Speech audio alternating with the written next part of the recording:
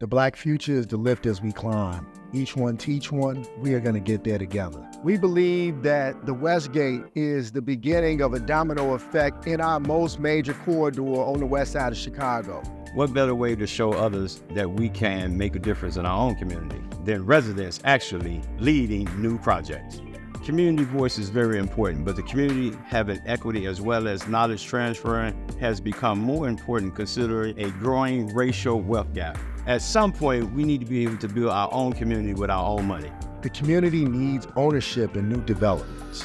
Wealth building in the neighborhood for the last 60 years has been a struggle. There has been a lot of disinvestment. More recently, the Aldi has left. What we ultimately are really excited about is the redevelopment of the people.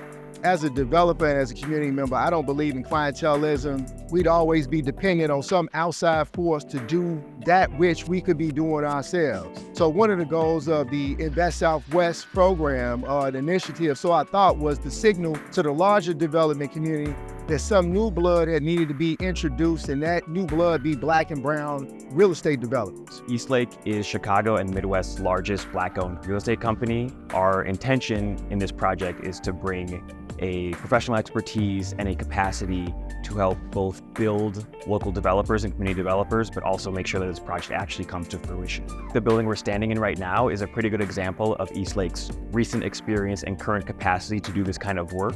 We're standing in a 161-unit residential building in the medical district. It was completed about December of last year and is now fully leased up. Adjacent to it is a hotel that's under construction, topped out, and going to be complete later this year. Next to all of this is a retail center, 23,000 square feet of retail that actually was constructed in the middle of the pandemic. This site is certainly an example of us following through on our ability to develop and our ability to grow communities through this $100 million investment at this point, with multiple phases still to come.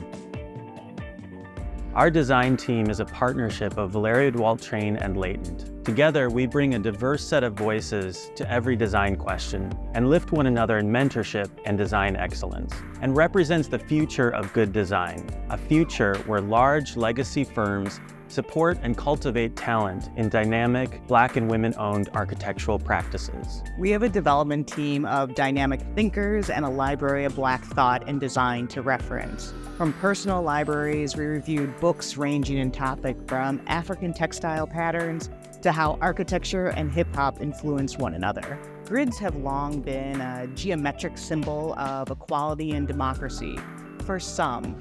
First implemented at the land scale in the Jeffersonian grid and the westward expansion of the U.S. However, there is no democracy in colonization, and you can't evenly divide unceded land. In architecture, grids have served to push structures taller, more transparent, and modern for some. In other applications, grids have served to constrain and conform, especially within Black communities and our history of Chicago housing. This project offered an opportunity to create a process and a building that focused on an architecture of liberation.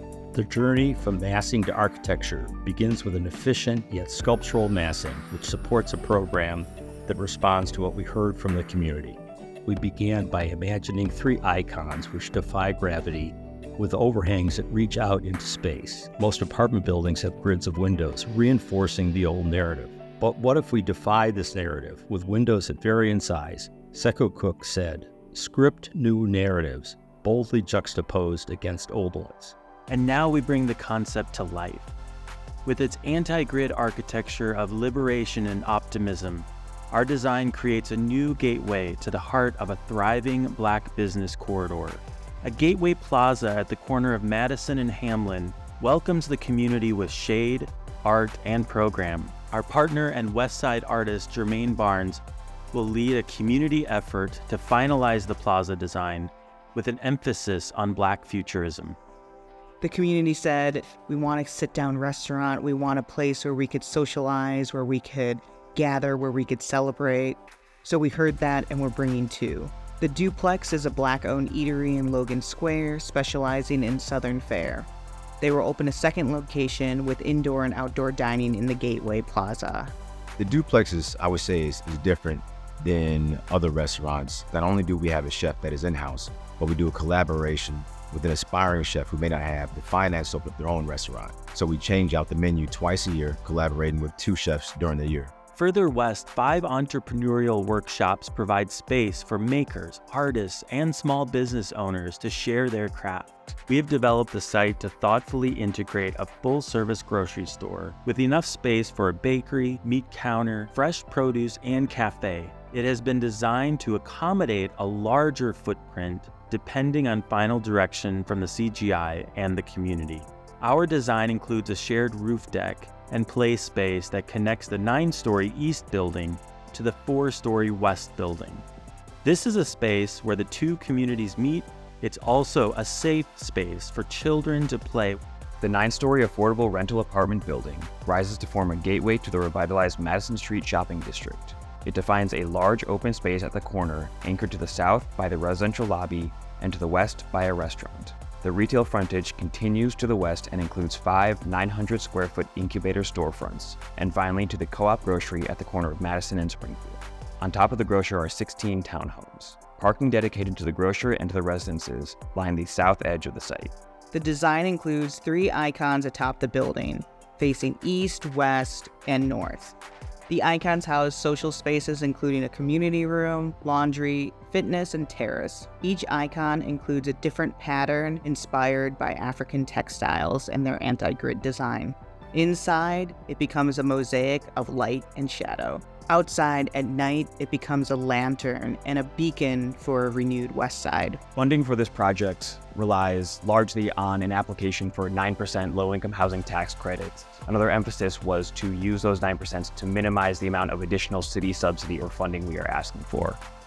Form of community wealth building is for larger companies and institutions to continue to mine our neighborhood for up-and-coming talent and the capacity build like Eastlake and VDT are doing here. This isn't about short-sighted wins. This is about sustainable victories all over Chicago. Westgate's approach to community wealth building for residents of Garfield Park is more than just creating jobs.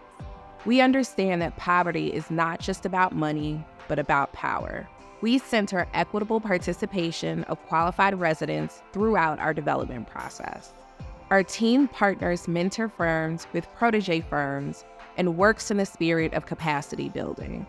If you've been the hardest to serve and you've been struggling with social profiling, I represent you. We started Community Building Empowerment Project in 2002 with the mission to break down the barriers that impede progress, growth, and inclusion. That was our mission. Thank God I give praises to him, and thank God that I wore the city down so much. They gave us workforce development funds to make sure that we can do on-the-job training. We're taking it a step further. We're helping them start their own business so we can sub the work out to them.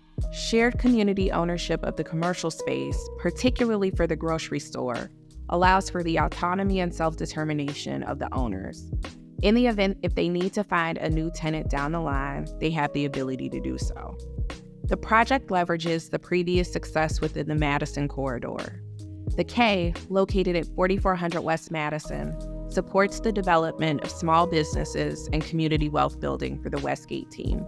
We have letters of interest from a Black-owned restaurant group and a Black-owned cafe operator. We're guided by our 4 charters. Those charters are maternal health, children's literacy, supporting living artists, and community. So all of our events, everything we do is kind of patterned around those 4 charters. That Garfield area needs a coffee shop like Afro Joe's focused around those 4 charters. We think those are items that could really help the community. What could be a really exciting opportunity is to be a pioneer in food and beverage for the development space that's going on the west side of Chicago. It will give us a really opportunity for the folks that live in that neighborhood to be excited about something new, something fresh, and while we're also expanding on our brand. The impact of the project will have a ripple effect throughout the corridor and the west side as a whole. I see Madison Pulaski as a Black business corridor where we can keep our dollars in our community and get the things we need without having to leave to go to surrounding community. I see safety, I see a shared prosperity, and I see Black excellence, starting with the Westgate and extending down through to the Sankofa Wellness Village. The new generation of real estate development talent that's on this team is poised to contribute to the South and West Sides for decades to come. This group is not a one-and-done organization. You'll see us today, tomorrow, next year, 5 years from now, because we planted in this community. There's more talent in Black or brown neighborhoods all over the city looking for equity-minded partners.